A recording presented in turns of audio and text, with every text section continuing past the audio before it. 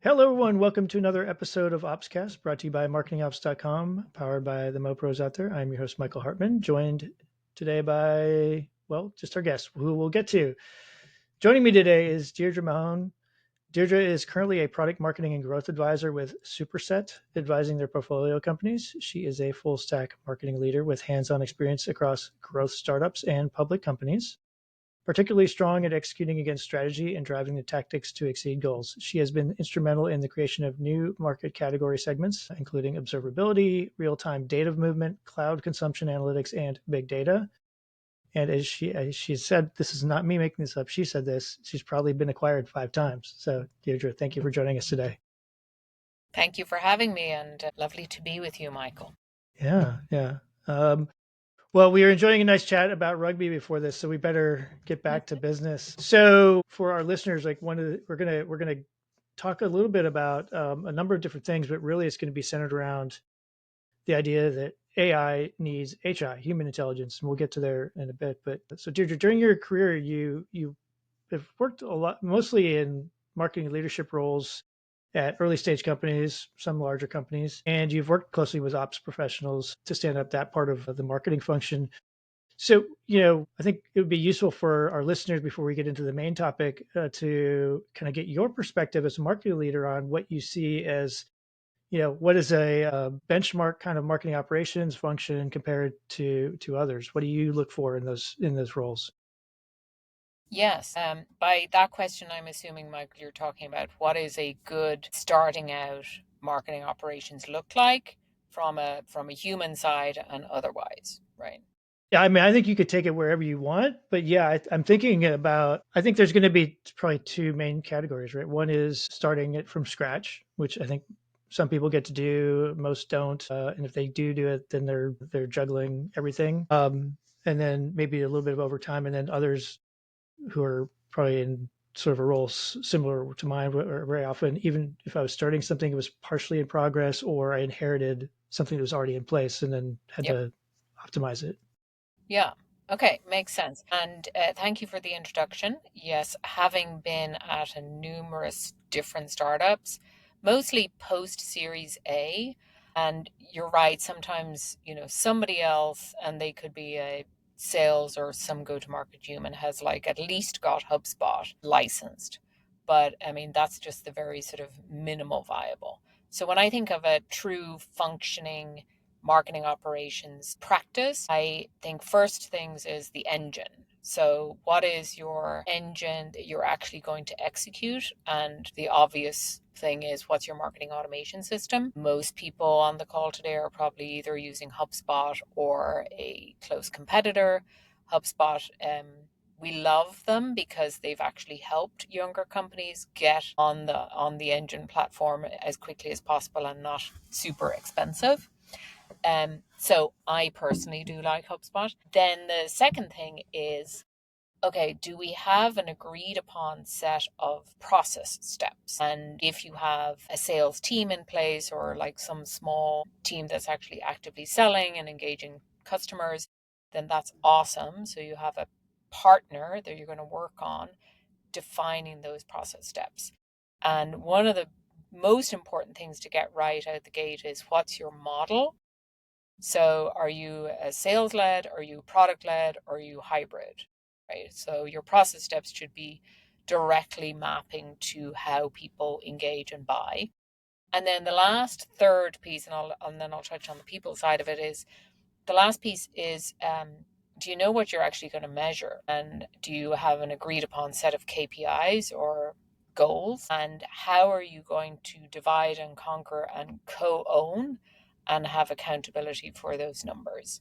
So that's where hopefully you're going to sit down with your sales leader and your person in finance based on the model, figure out what those numbers look like. Okay. Um, I was gonna ask you if you meant goals and metrics for the marketing ops team, for marketing, or for the organization, or for maybe the revenue engine, if you will.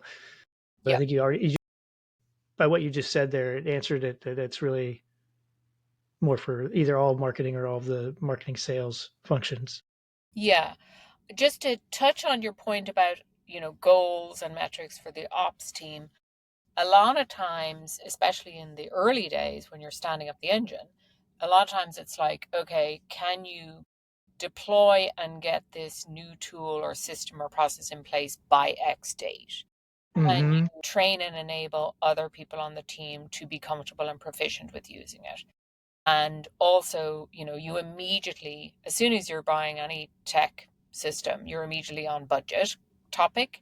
So as a team, have we carved out enough budget to do all of that system engine and tracking stuff? And sometimes that's like it's third level of importance, because oftentimes people are thinking like, how are we going to put money into campaigns and programs so we can get the word out and start campaigning and outbounding, and you forget, don't we need some budget for the tools and the process steps and the onboarding?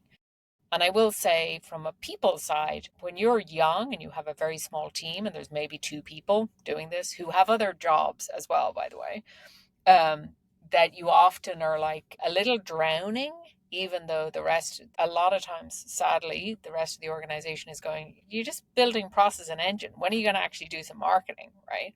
So you really have to sort of strike that balance. And I highly recommend all the listeners to like invest early in the engine, because you don't want to be going back and fixing it later. Get the foundation Yeah. right. Um, and then from a people standpoint, pull in some specialty contractors that can, be a catalyst and fast forward. Just make sure that you pick the right people. You don't want to break your budget, but it Mm-hmm. does tremendously help if you have a younger, newer team that doesn't know all the moving parts to all the tech. So just curious, going back to the people, especially as starting up a new function, would you look for someone who's a little more of a generalist and maybe not an expert in, say, a marketing automation platform per se, but has the skills to do it? Or do you look for, I need the person who's an expert in, just use HubSpot as an example since that you brought it up, but the expert in HubSpot who has potential to be able to do the other things and support the marketing teams and have some, be able to be an advisor to those teams. Yes, good question. My bent is towards the generalist, because when you're a small team wearing lots of hats, if you hire only a specialty person that knows only one thing, then you'll end up, you yourself will end up picking up the all Mm-hmm. the other pieces. So I want to hire somebody who's a generalist. If that person has some knowledge and experience with HubSpot out the gate and has an appetite to learn and grow, which, if I'm honest, most marketing operations folks that I've worked with in the past, they have ambitious careers. So that's awesome. I have worked with folks that are really comfortable with data and really comfortable with in the weeds. That's more important. If that individual is comfortable doing that, then you're on a good path, and Gotcha. you can easily show them the growth trajectory out of that. They're not going to be in the weeds forever, but they have to be comfortable with that.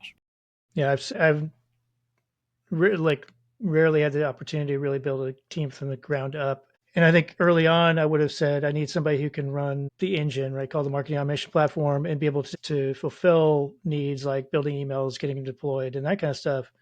And then after that, I would probably want someone who can take some of that, like split it up a little bit. But I think I've gotten to the point where I'm glad you brought up the analytics piece, because I think I've shifted a little bit, that I think a second hire would need to, I'd want somebody who really could understand data analytics and help us get insights, because I think there's a lot of potential leverage from that you don't get if all you're doing is executing on campaigns. And not to say those aren't important, but at least up until recently, and we've had some interesting conversations with guests and vendors and stuff like that. But I just that reporting analytics piece is such a unique. I don't think there's a deep enough skill set in the pool of talent out there, nor do I think it can be just built on top of reporting tools, right? I think there's an effort that's required so to do it well. So it's interesting that you bring that up to that as well. So that's just because I do think it's a really, really valuable one that's underappreciated by other marketing leaders I've run into. Yeah, 100%. The the reality is that marketing has a ton of data, right? Our Yes. systems are naturally gathering it all. And that's from like website traffic to conversions and engagement on your HubSpot embedded forms to then how it downstream converts in the funnel. And first of all, you have to know the process and the model. And then you have to start collecting the data and start having some benchmark or baseline. And only then can you figure out where gaps are or stuckness, Mm-hmm. or like without having exposure to the data and a comfort around how to even read and deduce from the data, then you really can't move forward. So, and that's number one. And number two, like the marketing team has to get really comfortable with that. And then you have to be able to sort of translate that to other parts of the business so they understand. Because if you drown them with too much information, too much data, they'll just glaze over. So you have to pull back and say, okay, here's the most important things, sales leader or CEO. So getting really comfortable with data and understanding it is critical, in my opinion. Yeah. Well, and I like the second part of translating or the storytelling part of it, like Exactly. doing the analytics. All right. So you asked me the question as we went, asked a question back at me about like when, like what kind of organization we're talking about. You talked a lot now about the startup world. Like, do you, in your experience with larger organizations, like what do you see that's different in those early stage kind of companies and what they're doing from a marketing ops standpoint, and those ones that are, say, medium, larger, maybe even enterprise? Yeah. So the smaller stages, like get your MVP right, get the engine built, and then you start to execute and you start to measure. And I always think of it in a 1-2 punch way. You invest, you execute, you measure. And the shrinking of the time between those two things is critical so you can move forward. When you're further along, hopefully you know what a good sales cycle looks like. And your goal is to get it repeatable and to make sure everybody's on the same page with your understanding of here's what a repeatable looks like. And then you're probably going to be like, okay, how do we scale up? So, from a marketing perspective, your operations teams are, besides all the execution that they have to do and focusing in on the things that work and measure, you're now figuring out how do I do it at scale because it's always up and to the right growth. Yes. And so in this case, what usually happens is you actually stop being more of a generalist and you start being more of a specialty expert. So there's like I've seen different ways to skin this, but sometimes you have a dedicated team that is only focused on top of funnel. Then you have another team that's focused on like sort of mid funnel. And Mm-hmm. then maybe even somebody who's working really closely with product if you're more of a self serve PLG and you're more sort of in the bottom of the funnel, which is all about usage and adoption and expansion and renewals, right? Very classic PLG, less nonsense. Some customer marketing in some places would be, that Yeah, would be, yeah. Okay. exactly.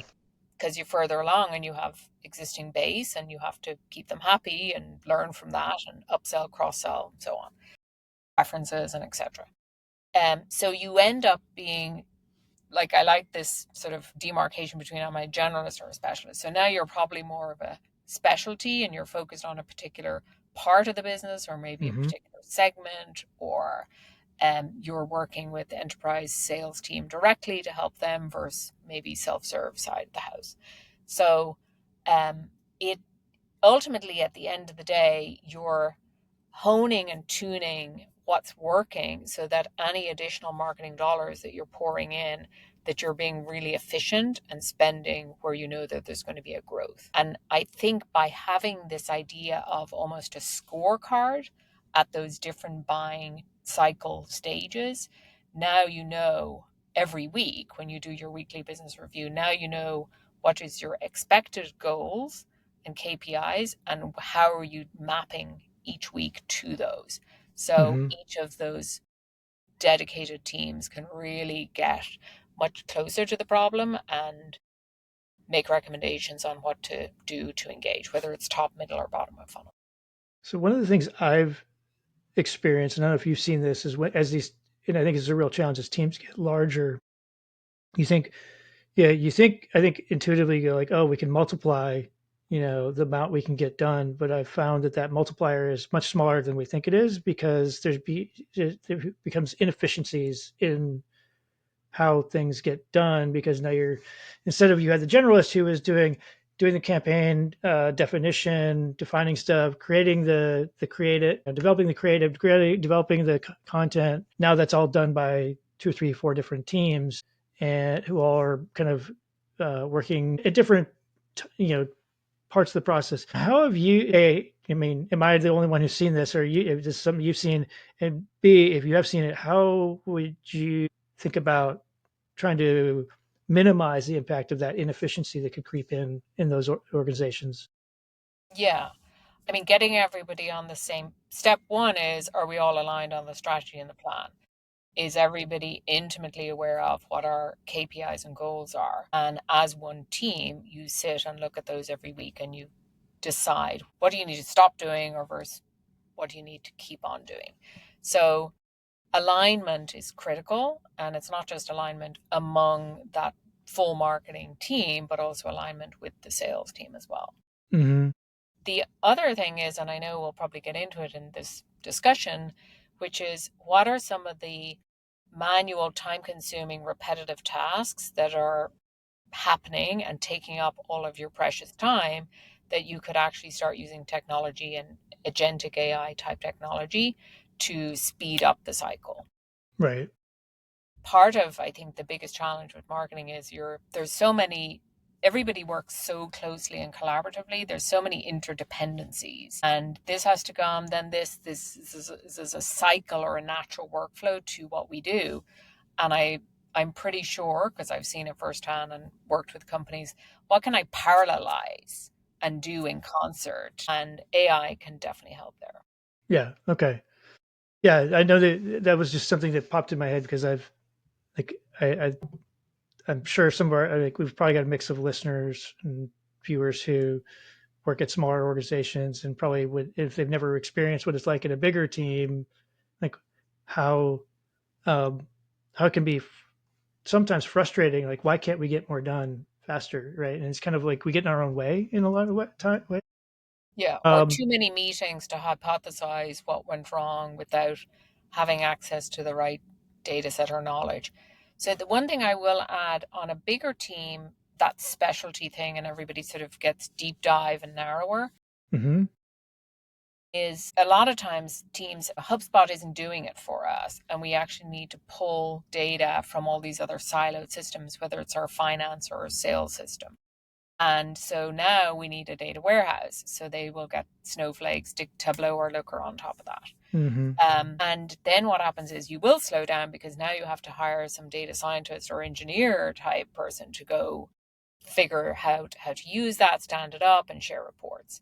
So the more proficient you are with sharing information that may be buried in these silos and just being active about that on a consistent basis, like it's the same point about bringing everyone together and along for the ride and exposing them to the critical information they need to make decisions to do their job. yeah, I think in my experience, if I were to diagnose most of the scenarios where I've seen inefficient sort of across team, say campaign, just campaign deployment, like development deployment, a lot of it comes down to review and approval processes that are either unclear or overly conservative, I guess is the way I would put it. And sometimes those come together, right? So by unclear, I mean like who's actually the one who can approve it versus who can provide input that we may or may not incorporate, right, before Yes. you deploy. I think that to me is like the, if I could fix one thing in most places, is like try to give more trust and then to the teams to do the right thing. And when something happens to get out the door that is maybe not ideal or has something wrong or whatever, is that you then provide grace to those people. It doesn't mean you give Yes. them a total pass, right? There needs to be a lesson from that. But like, I think if there were more teams who were comfortable letting their teams move forward quickly, I think a lot of that would go away. Yeah, 100%. I usually, I'm always encouraging team members to, when they have an idea or a suggestion or a brainwave that will help everybody, like proactively bring it up. And I think you have to actively allow time and brain space for that, because I think the problem is you're always running so hard and you're always just executing. You execute your report or you try to figure out where you're stuck or problems. You rarely devote time to, let's just have some white space to talk about something. And Hmm. that's when, like, almost let the quietest person in the room speak up, because they probably have lots of ideas that, Yeah. so Yeah. yeah, I we love don't give that. enough time for that. I agree. And in today's world, I think sometimes that's looked on like, oh, you're not getting enough done, right? It's like this focus on being busy, which is not always the best Yeah, thing. you got to Anyway, be smart. Be smart with being busy, right? I'm not prepared to talk about brain science today. Well, let's. You mentioned AI and agentic stuff, so that's really I think what we want to spend the rest or much of the rest of the time talking about. But I brought it up when I was introducing you that you said to me when we spoke earlier that AI will need HI, what you said, by human intelligence. And I know you wrote something about this. Don't remember where. And I It was a blog in the early yes, part of the year. yep. So what? Maybe it does like, and we can put a link to it in the show notes too. But why don't you walk us through like what do you mean by that AI needs HI, and what is the HI part of it anyway? Yeah, that's exactly right. So, first of all, like, I think everyone on the call today is probably using ChatGPT, right? And, I will admit that have been slow to adopt it, but I was just telling somebody earlier today, just in the last 2 weeks, I'd say I've almost stopped using Google for search. I've just yeah, almost started like, didn't take long, right? well, it took me a long time compared to others. I'm sure they're like, what? You're just now getting to it? But Yeah, yeah. So it's I was talking to a former colleague recently, and it's sort of like yeah, it's my go-to. Like, Google search isn't anymore because it gives you so much more, and it's, if you're stuck on something, it's a great sort of memory jogger, or if you're frozen on writing something. Like, there's so many different use cases and prompts. So I'm assuming like everybody has at least tried it on. Now, a paid ChatGPT then is a little bit more secure and a little bit more advanced in its capabilities. And this is only one LLM that exists in the market today.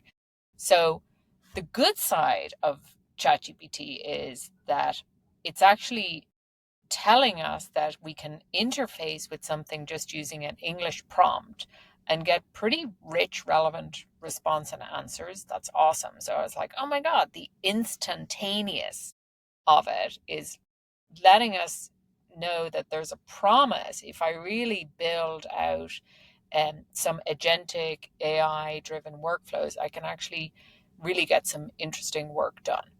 The human intelligence part is that it's just data and technology. It's not going to proactively do anything until you actually design it. So you have to decide, what is it I want to get done? And then how am I going to shape it? What are the sort of the beginning and the middle and the end of this thing I want to do? And that's in your control, right?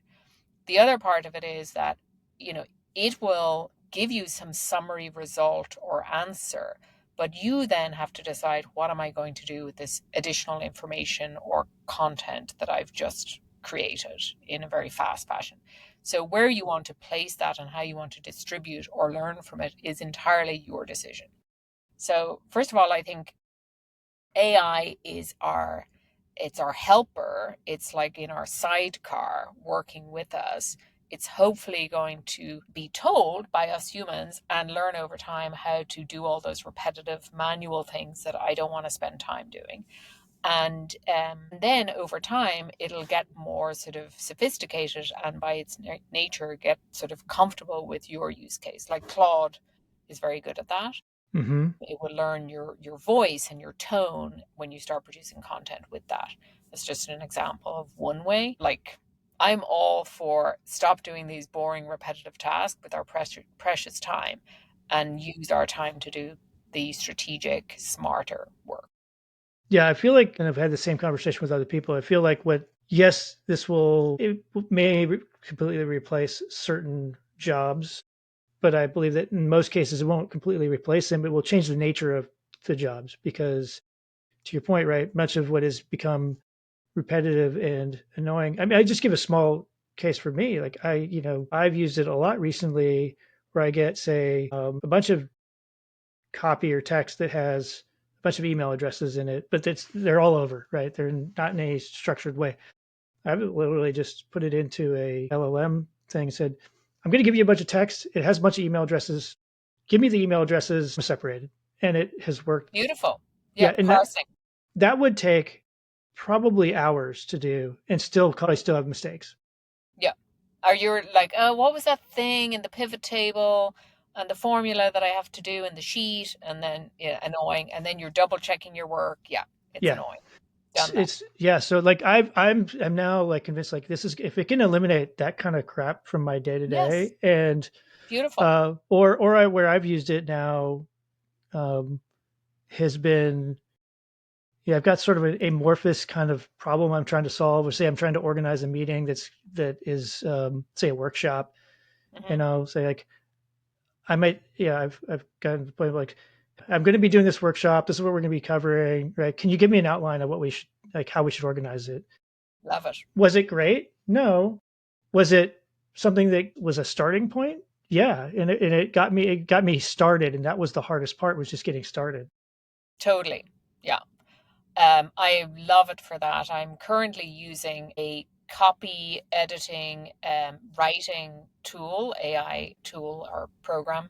It's called Copy Compass, and it's part of a platform that's provided by Markov. And it does exactly that. I can either upload something that I might have written in Google Doc, or I can give it a prompt, and Hmm. then I can say, like, outline a long form article or blog, and then it'll create it for me in a formatted way. And then I can start writing, but I can highlight text and I can say, dive deeper, explain more, make this assertive, or actually cite and do references and cross linking. It'll do Wow, spell check, plagiarism, style, does all of the above in one simple platform. it's So that's just amazing. one example, right? That's And amazing. I yeah, and I just think, blows me away. yeah, it's awesome. Like, I actually enjoy writing myself. So that is back to the point about, like, this is like getting it faster produced for you and formatted and laid out and checked. Then you come in as the human and you put your personality into that and you add in, but it means you can do it so much faster. This reminded me, you're totally off subject here a little, but I'll bring it back. There's a movie that came out years ago called Finding Forrester. Are you familiar with that movie? Yeah. So I have like this idea, like starting with something else that somebody else wrote, but then making it something of your own is kind of what you're talking about. Yes, because So now that's yeah, like a little hint for all those people out there listening. If you haven't seen Finding Forrester, check go it watch out. it. Right, I have to go watch it again now. But there's a lot of talk, and I think I wrote a blog on this recently. A lot of talk about, like, people are like, traditional SEO is dead, and Google has constantly changing their algorithms, and their preferences are for like clustering of topics, not just one keyword. So there's also things you have to keep up with as an SEO type marketer. Hmm. But the beauty of having a tool like that is it's telling you, is this AI produced? Because you will get dinged if you're putting out word salads on just trying to optimize for one keyword. So it's actually improving and making your quality better, because you can use these agentic tools to tell you, is this too AI produced or is this plagiarized? That's really interesting. A couple of other little repetitive task use cases I'll give, because I always like to give practical Yeah. advice. Love it. So, like, one example would be this. So you can, like, chat with your data, which is like unstructured data like text, or you can chat with your data that's structured. So let's say I output a CSV file from my SEMrush or Ahrefs, where I'm doing analysis on keyword research, SEO. And you can literally bring this CSV file in, start text chatting with it and asking, what keywords have volume of like 1,000? Show me all. Produce it in a chart, and then you will immediately get insights and answers as to where you should focus. And that's just one little example of letting the AI do the work. And I didn't have to think of like, oh my God, I need to go find somebody who does SQL to do some analysis or Right. put it into some warehouse. You can literally just use a little tool that's chatting with your structured data. It's really interesting. I'm like I said, I dipped my toes in very little bit over the course of the last 12 months, and I've really started digging in. I'm looking. It's been interesting. The other part that I've been using is some of the custom GPTs that are. I'm cheap, so I still have the free Chat That's GPT, okay. Yeah. but there's some great custom apps in there that are sort of focused on certain things that have been so far. Most have been pretty good, Yes. other than the image generating ones. Those I don't get. A little scary. A little bit. I think there's work to be done there. Yeah, no, I agree with you. I think we're all very impressed with the speed at which you can produce those things. I think it is not very authentic looking. And I actually worked at a company before that was all about visual content licensing. Mm-hmm. And the reality is that real photos and videos exist on the internet. We're all doing it every day on our phones and we're uploading it to socials. So it's in the world online. So if you can just access that and then pull it into your campaigns, you're better off. So I agree with That's you. yeah. I mean, I did one where I was like, I needed an image for a like a blog post that I was doing for for someone. I said, yeah, I gave it some ideas, and he generated something that was actually I was like, okay, that works. But then I was looking at it closer, and I was like, it's supposed to be like someone in a kind of a it was a data like a CDP related thing. So there's data and charts and stuff on the screen. It's kind of futuristic, but somewhere randomly in the middle was like a flower, and I was like, why is that there? The machine decided that it had to have a Yeah, flower. I mean, it was the strangest thing. Otherwise, it was great, but I'm with you. I've seen some really odd stuff come out of those image generators. What? So you've talked about a number of scenarios here, sort of general where it goes. Are there any AI tools that marketing ops listeners and viewers could be thinking about? This is how I could use AI tools to help me in my day to day job that are more ops focused. Yeah. Um, so I will just say, like, there's the categorization of, like, we just bubble it up for a minute, the categorization of the things you can do with AI. So to orient yourself, like, am I actually doing some like research or market research? And it could be more on a macro or it could be on a very micro level. So a micro level might be I'm helping the sales team really understand these target accounts we're going after and do some enrichment and augmentation of things like industry size, public or not, geos, what's their claim or their benefit or value. So you're sort of like, as an ops person, you're really helping do a lift for that sales team. So those are like a macro level type research, or you might do something like scrape a competitor's website and put it in a summary doc so I can be really pointy about how I'm going to differentiate, right? So that's a research bucket. Then we already sort of talked about some of the content capabilities. And then from a demand gen perspective, like there's workflow steps. So you kind of touched on it earlier, which is like, I have a bunch of email addresses that I got from a show or an event or maybe some joint campaign I did with somebody. And now I need to like parse out what's the domain of the company. Now I need to parse out what like industry segment. Now I need to parse out where they are, what size, what revenue, all those enrichment things.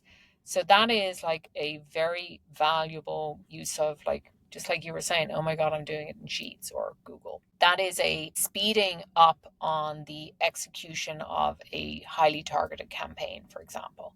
So those kind of workflows, the tool that I'm using right now, I touched on it earlier, which is it's a company called markovml.com, and it out of the box, like you literally self-serve log in, out of the box you can launch a specific thing will do exactly that set of tasks. All you have to do is say, here's the file with the email addresses, do the tasks, and then you get the output. And in less than 2 minutes, it's done, right? And then I think most of your listeners that are sort of leaning into modern type tools, like Clay is the current darling, if Right. most people are paying attention to that. Apollo is also a very good tool for like really getting the right clean emails for target, especially if you're doing any outbound marketing, targeting certain accounts. Um, the name of the game is that gone are the days where you do sort of a generic message to this batch, right? You Right. now have the capabilities to be much more targeted and personalized and not like, oh, let's do like 3 outbound emails a week or X number of things on your calendar every week. Now you can be much more sophisticated and get higher conversions and responses. That's really interesting. Yeah, I can see that being helpful for our listeners as well. I think you brought up Clay, and you mentioned to me when we were talking before about an example. I don't know if you're able to share it, where it's saved time doing outreach research. I mean, you touched on it there. Can you share a little more about what that was like? In terms of the time it took to get it off the ground? Well, I guess there's that too, but I'm just like, what was it used to do that otherwise would have been done by through human capital, right? Yeah. Okay, that's good contrast.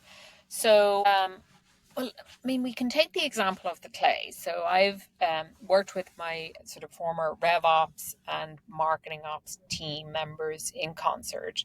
And this is where like the human part is coming in as well, right?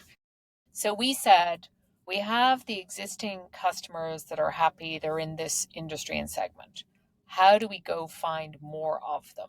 So, like I think Zoom Info and others used to call it, where are my lookalikes?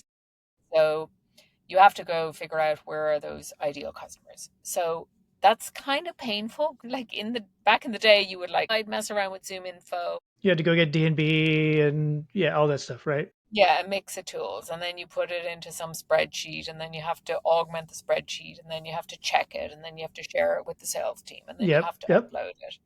And then you have to go find all the email addresses and the right contacts, and hopefully the tools help you. In Clay's example, it is it list building for you, but doing it in a very highly targeted way. And it is literally scraping information like it's real time. So it's not like older data that was maybe collected months or years ago. It's literally now telling you this company is doing this stuff and here's the right personas.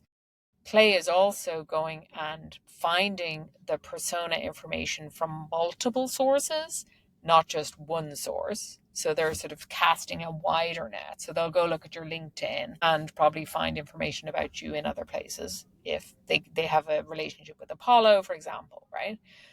And then it tells you all that rich information. And now you can actually be super prescriptive and say, create a 3 touch sequence and top and tail my messaging with these things, but tailor it according to the human and the company that they're at, based on what I want to engage with them with.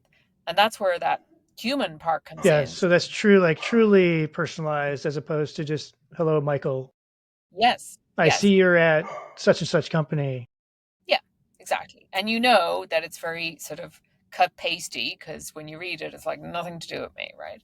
So in the before times when you didn't have automation, you would ask your BDRs, hey, you got to go research each of these target accounts. And you have to then tailor your message and you have to go into your outreach or your sales loft or whatever you're using and make those changes. And you know how long that takes. It's the right thing to do, It is the right thing to do. but they don't do it.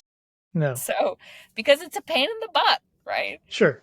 So, Yeah, I mean, I had a small inbound team at one point in my career, and we had templates for large categories of type of follow up we'd have for incoming leads, and but we always made sure that we took the time to tweak them to match what we could tell about, like doing a little bit of research. And I think that I've always thought that that little bit of extra effort reduced the volume that we could do, but was more effective. And I would take that trade off. yes, quality over quantity. Yes. So I think that the the clay tool is allowing you to strike that balance, right? You can scale it easily and get the right volume, but your conversion rates are still way higher. And it takes some weeks to get this whole thing off the ground because you are shaping it, right? It's not, you have to tell it what you want it to do. And then you have to, like, you're not just going to send out these, it produced an email or message and you want to put it in LinkedIn. You got to validate it. And I'm like, I'm good with that. Or put in your own little personal touch. So it definitely improves the conversions. And I think that's why people are adopting this because it's working. And, That's we great. wanted it, we just didn't have the technology that was enabling us to get there. Well, actually, I think I would argue that we did have the technology. We just didn't have the human, like we didn't have the time to take advantage of it the way we would want to. That's fair. But the technology allowed us to speed it up. Yes, totally agree with that. And I like this.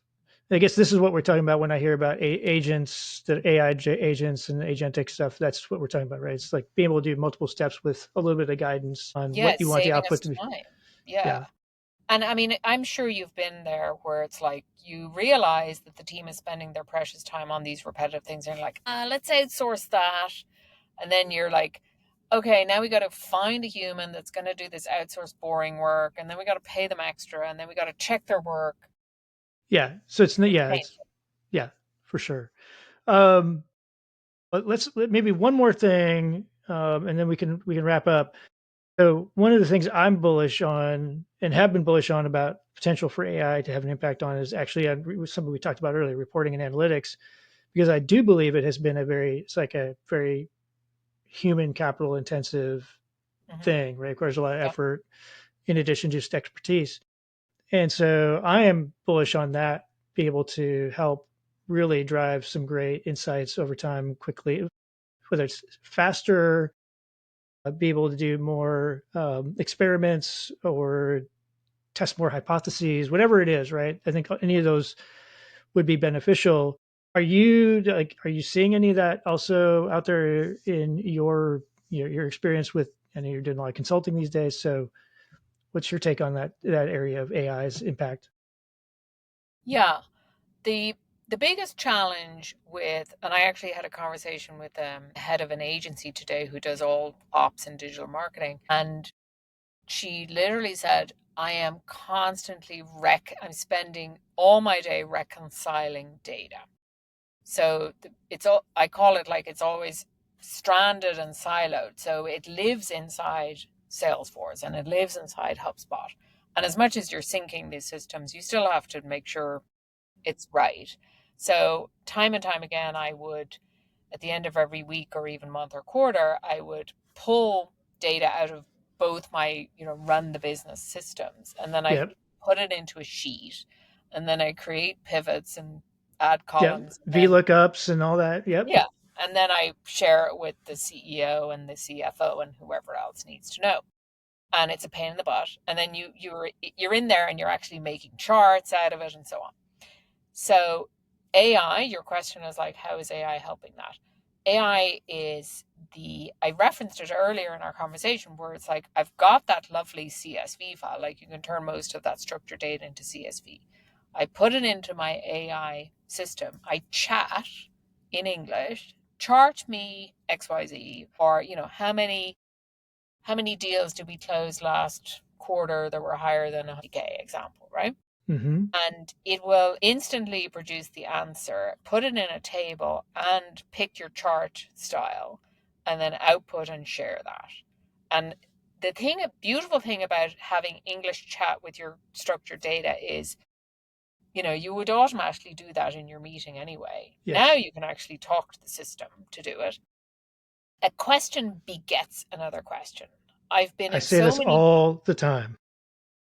So as soon as you ask one question, you get a nice little nugget, and then you're like, "Well, hang on a minute. How about this?" And that's the beauty of the really pulling wisdom out of your data, right? If you can read the data and ask the right questions, then you can really start to be informed and knowledgeable. So I'm all about dive in, play with it, ask more Yeah. questions.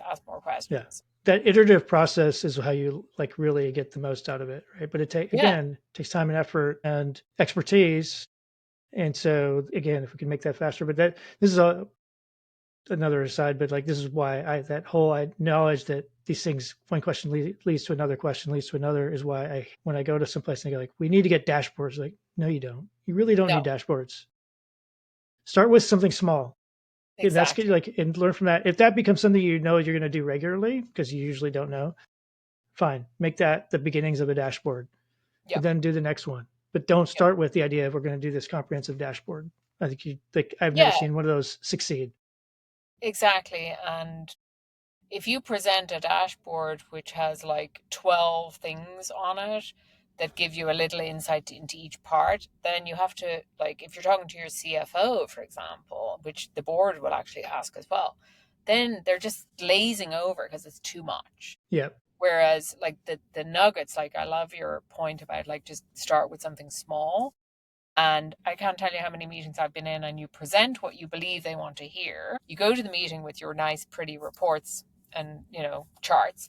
And then, of course, they ask more questions. And of then course. you'd be like, well, I have to get back to you on that because I didn't produce that report. And it slows everything down.